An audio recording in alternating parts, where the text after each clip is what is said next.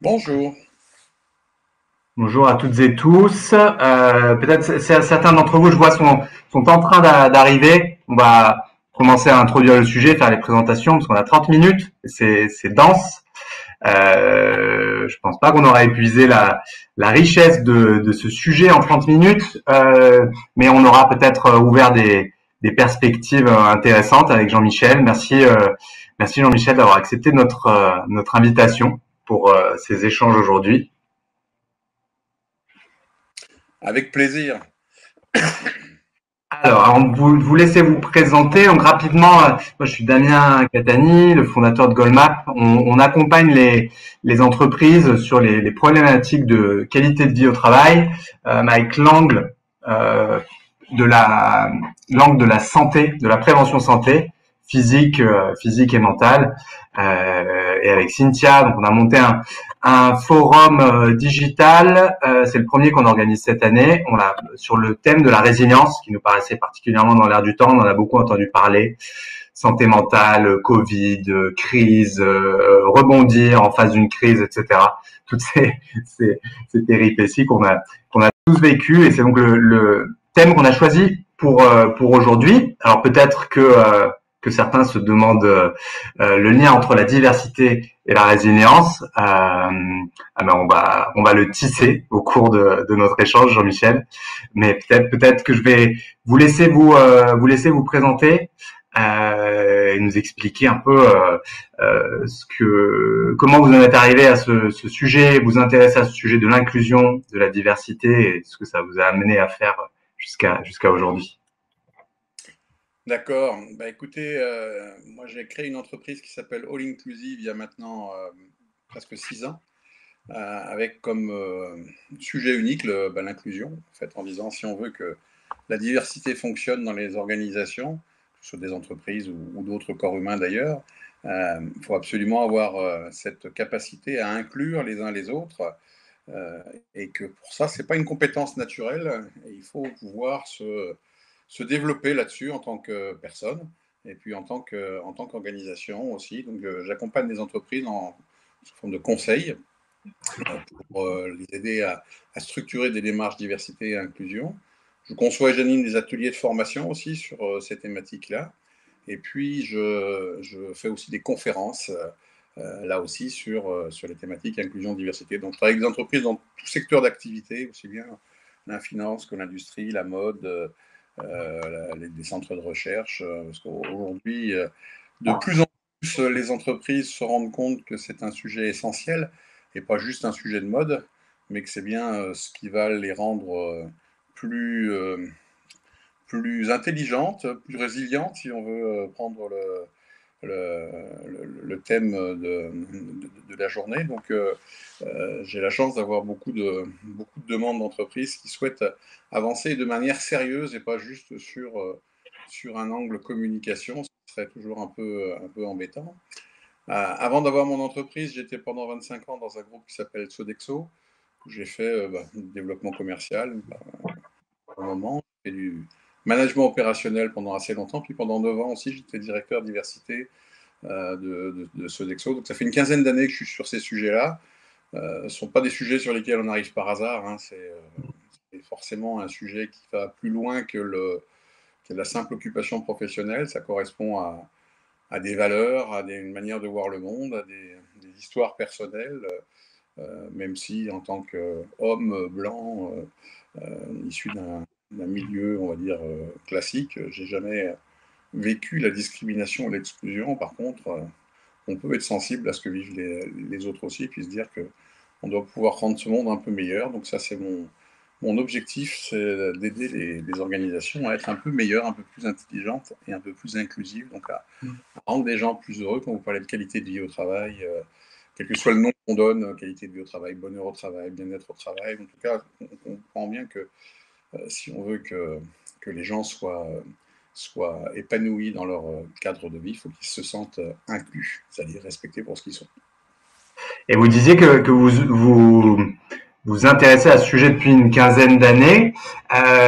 Vous l'avez vu évoluer. Comment vous sentez qu'il y a une prise de conscience et vous parliez, je pense qu'on pourra en creuser tout à l'heure de le faire réellement par rapport à le faire de manière superficielle et cosmétique. Mais déjà en termes d'étendue, vous avez vu de plus en plus d'entreprises, peut-être qu'on vous regardait avec des grands yeux il y a 10 ans et que ça a changé la perspective. Bah, c'est sûr il y a une quinzaine d'années, il y avait encore très peu d'entreprises en France qui structuraient le sujet et qui allaient jusqu'à mettre des moyens. Mm. Dire c'est un sujet important qui intéresse tout le monde, qui concerne tout le monde, bah, ça évidemment, tout le monde, c'est un peu incontestable. Mais on voit si c'est sérieux à partir du moment où il y a des objectifs, où il y a des moyens qui sont alloués, c'est-à-dire des femmes et des hommes pour s'en occuper, où on prend des initiatives, on met des actions en place pour faire bouger les choses. Ça ne peut fonctionner que comme ça, hein, que si on est véritablement dans la preuve et pas juste dans la déclaration d'intention. Mm.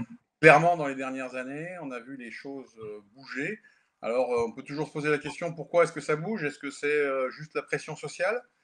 Alors, c'est vrai que MeToo, Black Lives Matter, tous les mouvements sociaux contribuent à la prise de conscience des entreprises.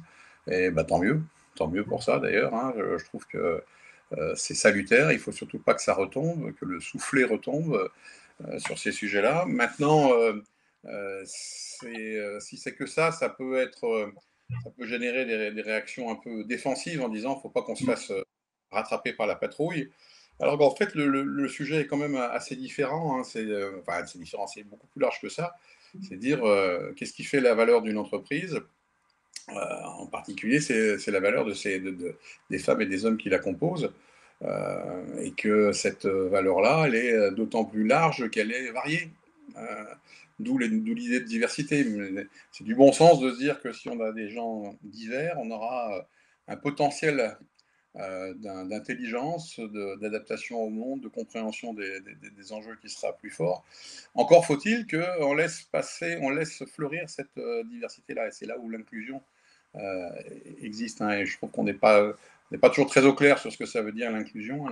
La diversité, c'est un fait, c'est le fait que toutes et tous, on ait des combinaisons uniques de plein de facettes, visibles et invisibles, et qu'il faut rappeler que nous sommes toutes et tous divers, contrairement à ce qu'on dit souvent en France, où on entend dire ah bah, il y a des gens qui sont issus de la diversité. Ça, si vous voulez m'énerver, vous me dites ça. Nous sommes toutes et tous divers. Il ne suffit pas de résumer le sujet de la diversité à deux ou trois dimensions classiques qui ont leur importance, bien sûr, mais nous sommes toutes et tous divers. Après, est-ce que nous sommes inclusifs les uns pour les autres? Ça, c'est en tant que personne et en tant qu'entreprise. Et vous parliez de moyens, d'objectifs, de ressources allouées à ces projets.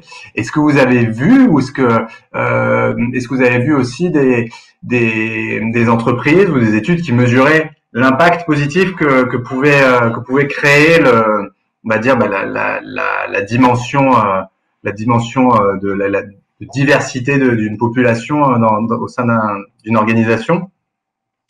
Ah, c'est toujours le Graal, ça, en fait, de dire comment mesurer l'impact de nos actions, et c'est en effet quelque chose auquel il faut réfléchir dès le début. Ce qui veut dire que si on veut mesurer l'impact des actions qu'on peut avoir sur ce sujet-là, il faut savoir d'où on part et où on veut aller. Hmm. Tout sujet dans une entreprise, hein, quand on fait une stratégie d'entreprise, on a un point de départ, on se dit on voudrait aller là-bas, et voilà comment on va y aller, et quels sont les indicateurs, les fameux KPIs qu'on va mettre en œuvre. Sur ce sujet-là, c'est pareil. Est-ce qu'on a la capacité de se faire une photo de l'existant? À quoi ça ressemble notre entreprise aujourd'hui en termes de diversité et d'inclusion? Alors souvent, on limite le sujet à mesurer la diversité, et la loi nous donne un nombre de dimensions limitées pour mesurer la diversité. C'est-à-dire que partout dans le monde, on peut mesurer par exemple la présence des femmes et des hommes aux différents niveaux, mais c'est à peu près la seule dimension qu'on puisse mesurer partout. Les Américains, par exemple, vont mesurer l'origine, la couleur de peau. Ils vont dire il y a les African Hmm. Americans, les Asians, etc. Les Anglais vont avoir un peu quelque chose d'un peu intermédiaire. Pour nous, c'est totalement inimaginable. Nous, par contre, on aura une loi très claire sur la question du handicap, avec une loi de quota qui oblige les entreprises, c'est en ce moment la semaine pour l'emploi des personnes handicapées, Il y a une loi qui date de 2005 qui contraint les entreprises de plus d'un salarié à avoir 6% de leurs salariés en situation de handicap. C'est une vraie loi de quota, hein. Il y en a deux en France de loi de quota. Il y a celle-ci, puis la représentation femmes-hommes dans les conseils d'administration. Donc ça, c'est mesurer la diversité, mais en dehors de ça, on ne peut pas mesurer grand-chose, hein. Ça va être difficile de mesurer, par exemple, je sais pas, l'orientation sexuelle, ou bien les générations aussi, on peut mesurer éventuellement aussi, sachant que c'est pas toujours Mm. très, très utile. Ensuite, la vraie question, c'est est-ce qu'on peut mesurer l'inclusion? Et là, pour moi, c'est l'essentiel, c'est bien le fond du sujet, c'est ça, c'est mesurer l'inclusion. Si pour mesurer la diversité, on doit compter les gens, pour mesurer l'inclusion, en fait, on doit demander l'avis des gens. C'est une perception, comme la qualité de vie, hein, c'est pas un truc généralement qui est de la rocket science où tout le monde a la même perception. Le sentiment, la perception d'inclusion qu'on peut avoir, c'est éminemment personnel. Donc le seul moyen de mesurer l'inclusion dans une entreprise, et il fonctionne extrêmement bien, c'est de demander l'avis des gens. Donc c'est ce que se font des entreprises comme Sodexo, mais comme d'autres aussi, au travers de ce qu'on appelle des enquêtes d'engagement ou des Ok. enquêtes de on demande de manière régulière aux femmes et aux hommes dans l'entreprise, est-ce qu'ils ont le sentiment d'être inclus? Est-ce que le fait d'être un homme, une femme, un jeune, un moins jeune, un blanc, noir ou autre, est-ce que ça a un impact sur leur possibilité de vie dans l'entreprise? Ça, c'est un indicateur extrêmement puissant Mm. qui nécessite par contre un peu de moyens, hein, puisque ça veut dire qu'il faut inclure ça dans des études générales. Mais ça, c'est comme ça qu'on peut mesurer l'impact, en tout cas, d'action Ouais. diversité. On peut le mesurer sur des chiffres de diversité, là où on peut compter, et surtout sur les chiffres d'inclusion en demandant l'avis des Mm. salariés d'entreprise. Ok. Ah, d'accord. En fait, c'est pas des enquêtes spécifiques. C'est des sections ou quelques questions qui vont être intégrées dans l'enquête d'engagement typique, on va dire, et Bah, qui permet ça. les deux sont possibles, Damien. On peut très bien dire on va faire une enquête spécifique sur la thématique d'inclusion, ou bien on peut inclure des questions centrées sur l'inclusion dans un questionnaire plus général. Les deux Ouais, ouais. existent. Je ne sais pas s'il y a un niveau d'efficacité supérieur d'un côté ou de l'autre. Ce qui est important, Mm. c'est de mesurer.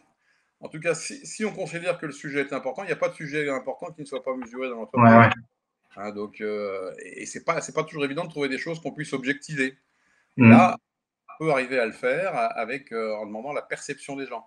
Encore une fois, l'inclusion, c'est une perception qu'on va avoir, c'est le bon équilibre qu'on va avoir à titre personnel entre le sentiment d'être unique et puis le sentiment de faire partie d'un ensemble. Si je suis que unique, je peux me sentir exclu de temps en temps. Si je suis que dans le sentiment d'appartenance, je pourrais me sentir dans de l'assimilation. Donc, Mm. c'est un équilibre assez subtil, ça. Et en tout cas, on peut mesurer ça de manière claire. Et les entreprises les plus avancées sur le sujet le font de manière durable et peuvent aussi ensuite décliner ces résultats en fonction de la sociologie de leurs salariés en disant ben, est-ce qu'il y a une différence de perception d'inclusion entre les hommes, les femmes, les générations, les quelques éléments qu'on peut mesurer. Et ça, c'est extrêmement riche. Ouais, puis j'imagine qu'on peut même, si ça fait partie d'une enquête globale, on peut corréler le niveau d'engagement avec la perception de son inclusion ou pas. Mm.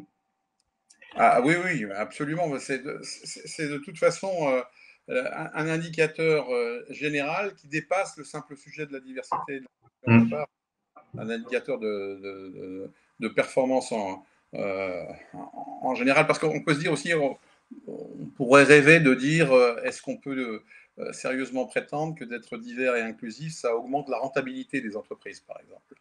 Alors, il y a plein d'études, d'enquêtes qui vont dans ce sens-là.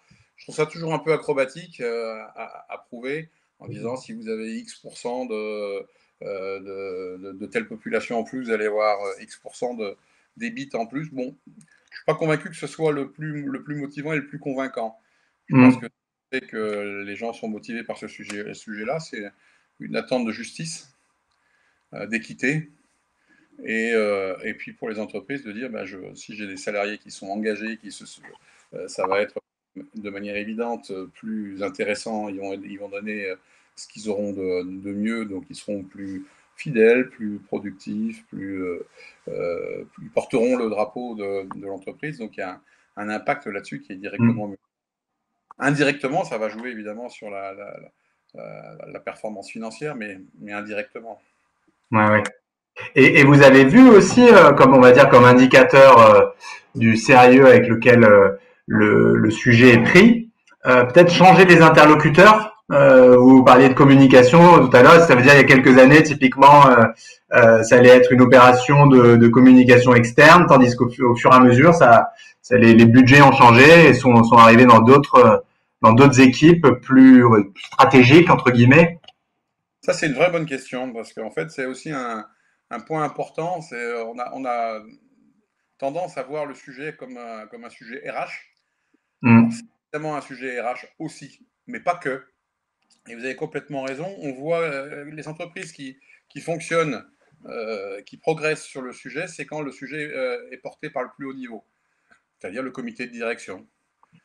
Et très concrètement, quand j'accompagne des entreprises sur leur stratégie diversité et inclusion, les premiers contacts, premiers contacts sérieux et de réflexion se font avec les comités de direction, qui trouvent ça tout à fait naturel d'ailleurs, qui pensent que c'est normal de s'intéresser à ce sujet-là, que ça contribue à la vie de l'entreprise, à sa créativité, à l'engagement des collaborateurs. Donc, on voit en effet ça, et moi, c'est un message essentiel que je porte quand je rencontre une nouvelle entreprise, c'est de dire que dit votre top management. Ils savent et ce qu'ils ne savent pas, de manière naturelle, ils ne sont pas plus informés que les autres.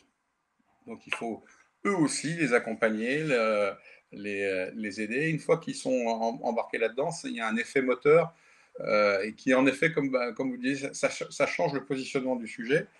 Et d'un point de vue purement financier, les budgets ne sont pas les mêmes quand c'est porté par un comité de direction ou quand c'est porté par un service d'une direction ressources humaines, par exemple. Ouais, on a pu observer la même chose dans notre domaine qui va être plus de l'ordre de la QVT ou du bien-être des salariés, où effectivement il y avait des budgets annexes événementiels. J'organise un petit cours de yoga entre midi et deux pour apaiser les foules, et où aujourd'hui maintenant il peut y avoir des problématiques de RPS où on va faire des enquêtes et où effectivement là vous avez le CODIR qui est autour de la table pour discuter de ces problématiques. Et je pense que tout le monde sera d'accord pour dire que plus le sujet est porté par l'ensemble de l'entreprise, c'est la seule manière qu'il est d'avoir un réel impact quoi, sur le long terme. Il n'y a pas photo, parce que à ce moment-là, ça rejoint la stratégie business en général de l'entreprise et pas juste sa stratégie RH ou RSE ou autre. Parce que quand vous parlez de QVT et moi d'inclusion, on est sur des sujets qui se mélangent joyeusement. Je ne vois pas comment on peut avoir une qualité de vie ou être heureux au travail si on ne se sent pas respecté pour ce qu'on est. Et ça, c'est l'inclusion. Donc, évidemment que nos sujets se croisent et s'alimentent les uns les autres. Et bien sûr, plus c'est pris au sérieux, plus ça a un impact. Si c'est juste pour cocher une case pour un rapport annuel RSE, ok, c'est sympa, mais ça n'a pas. Le cours de yoga, c'est bien, mais s'il fait partie d'un ensemble sur la vie au quotidien dans l'entreprise, c'est autre chose, quoi. Ouais, on en parlait avec dans un autre webinaire aujourd'hui qui avait plusieurs niveaux, le niveau individuel, le niveau équipe et le niveau organisationnel, et qu'en fait les solutions elles sont complexes et qu'il faut travailler à chacun de ces niveaux si on veut créer des véritables changements positifs. Et moi ce que je voulais évoquer, parce que en fait le lien entre la diversité et la résilience, je pense qu'il y a plusieurs manières de le faire. Déjà, je dirais que une personne qui était dans une situation complexe, vous parliez tout à l'heure par exemple du handicap, mais ça va être le cas d'autres formes de minorités entre guillemets. Mais effectivement, je suis né avec un handicap, ou alors je l'ai subi au cours de mon quotidien. Bon, là, on est typiquement dans des conditions adverses et difficiles à surmonter. Et oui, ben, je vais forcément, ça veut dire je vais me forger comment dire, une forme de résistance, de résilience, un parcours de vie riche. J'ai surmonté les obstacles et en fait j'ai quelque chose, une richesse personnelle à apporter aux collaborateurs autour de moi. Ah, tout à fait, mais sur l'exemple du handicap, on est bien sur quelque chose qui illustre bien le propos, à savoir que on ne peut pas tout faire tout seul. Vous savez, 80% des handicaps sont invisibles et aussi 80% des handicaps sont acquis, c'est-à-dire qu'on n'est pas né avec son handicap, mais on devient handicapé parce qu'on a un accident de la vie, parce qu'on a une maladie ou par l'âge simplement. Donc ça veut dire que nous sommes toutes et tous d'ailleurs potentiellement touchés par le handicap très personnellement, sans parler de notre entourage évidemment. Ensuite, bah, les organisations ne sont pas forcément formées, ne sont pas forcément réceptives à qu'est-ce qu'il faut faire pour que ce qui arrive à une personne puisse, puisse être pris en compte de manière intelligente et constructive. Pas évident. Il y a la question du handicap ou la question des longues maladies, hein. Moi, j'avais été frappé par une association qui travaille sur la question du cancer au travail. Vous savez que le cancer qui touche le plus les femmes, c'est le cancer du sein, alors que celui pour les hommes, je crois que c'est la prostate. Le cancer du sein intervient plus jeune et souvent quand quand les femmes sont encore au travail. Les entreprises sont assez démunies, assez incompétentes de manière pas comment dire, par manque d'expérience, par manque de culture. Comment faire pour traiter ce sujet-là? Comment accompagner un collaborateur, une collaboratrice qui vit quelque chose comme ça au quotidien? Ça doit être un vrai sujet. Pour pouvoir l'aborder, il faut avoir la volonté d'avoir une culture d'ouverture, d'inclusion, justement, et de dire Mm. comment est-ce que je peux aborder le sujet? Est-ce que j'ai le droit de l'aborder ou pas? C'est pas évident, hein, il y a des mots qui font peur. Le mot handicap, ça fait forcément peur. Quand on pense handicap, on voit bien le côté négatif des choses. On voit bien les problématiques supposées que ça peut avoir, et bah, faut pas faire d'angélisme, il peut y avoir des vraies difficultés. Et idem sur les maladies aussi qui peuvent avoir un impact. Et là, on va être sur un sujet de résilience qui va être super fort, hein. Comment je fais pour accompagner les, des personnes, parce que c'est toujours des cas extrêmement individuels, qui ont une situation particulière.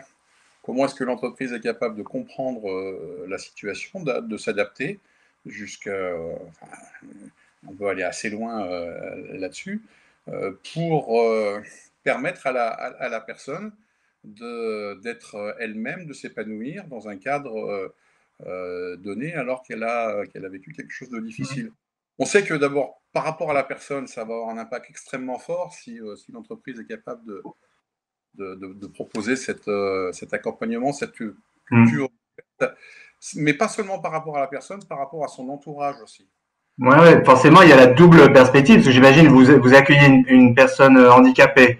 Donc, ok, selon le handicap, je dois mettre la logistique, que tout fonctionne, etc. Donc, il y a quelque chose qui est centré autour de la personne qu'on accueille, mais en fait, les personnes autour, peut-être, ont pas l'habitude, peuvent avoir un mouvement de rejet, et en fait, elles doivent être accompagnées aussi, un peu comme, je sais pas, ouais, comme ma petite sœur est née au début. Ça, j'ai d'abord eu un peu, je trouvais ça bizarre, etc. Et puis en fait, c'est un peu plus tard qu'on s'aperçoit que ça nous a fait évoluer de manière positive.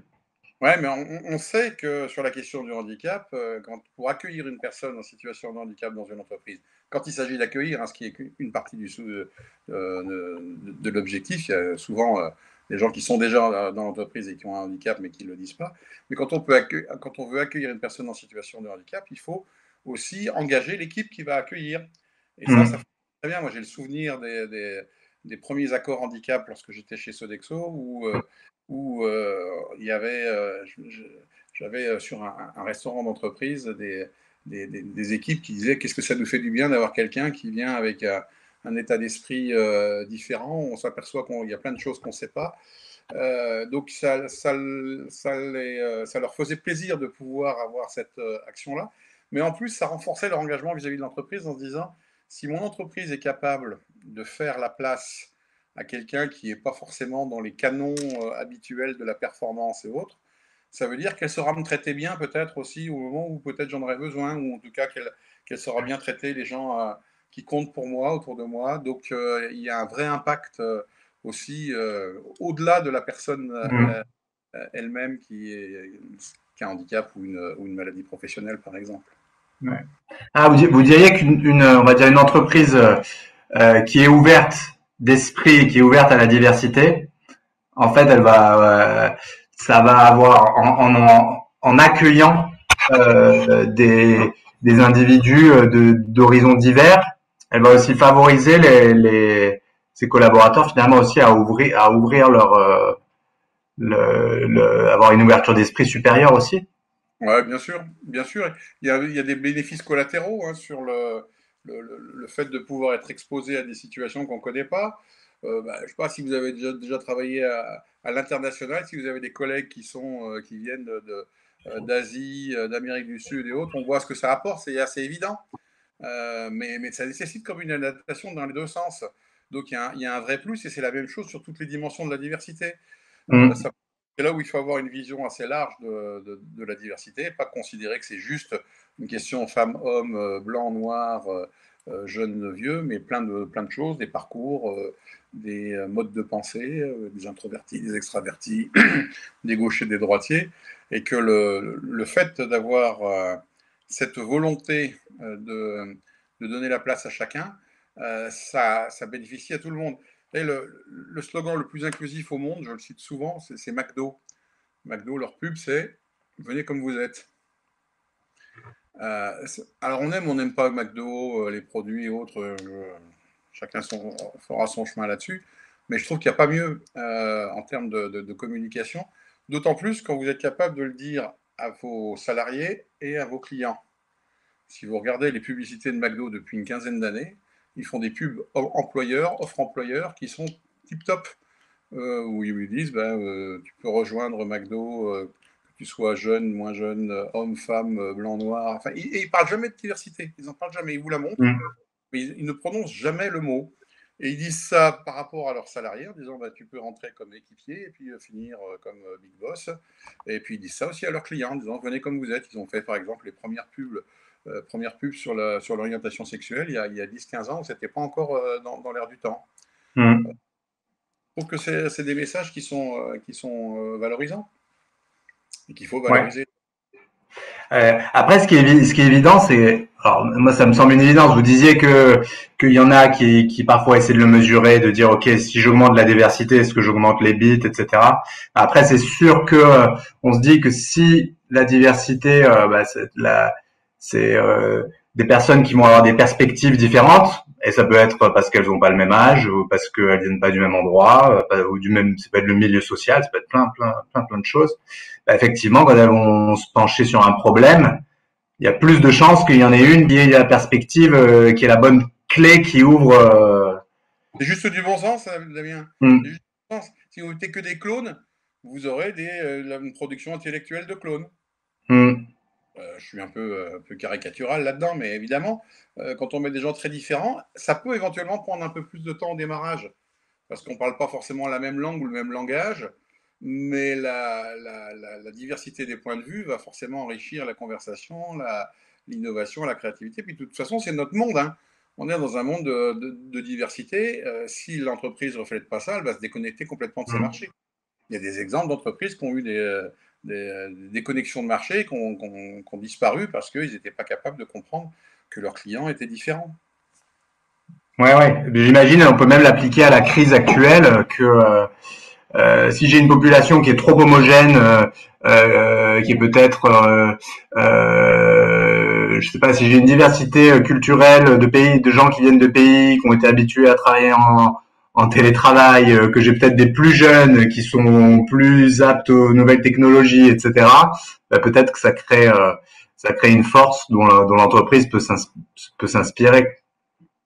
Le mélange est en plus vachement plus sympa à vivre. Hein.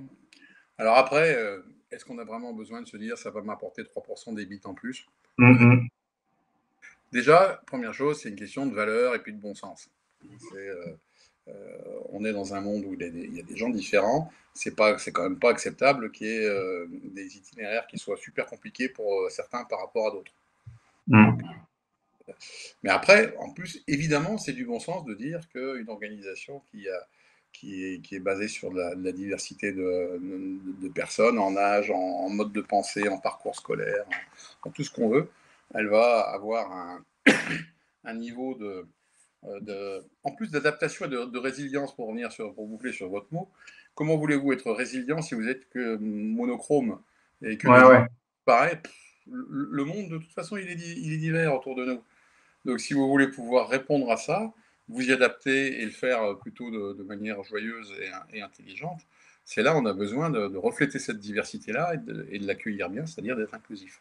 Mm.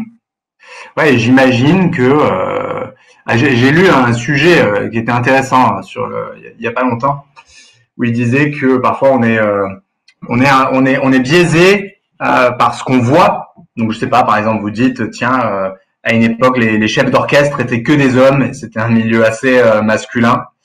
Et en fait, ils ont commencé à faire à faire les auditions à l'aveugle parce que en fait, on s'en apercevait pas, on pensait pas être biaisé, mais en fait, on l'est sans s'en apercevoir.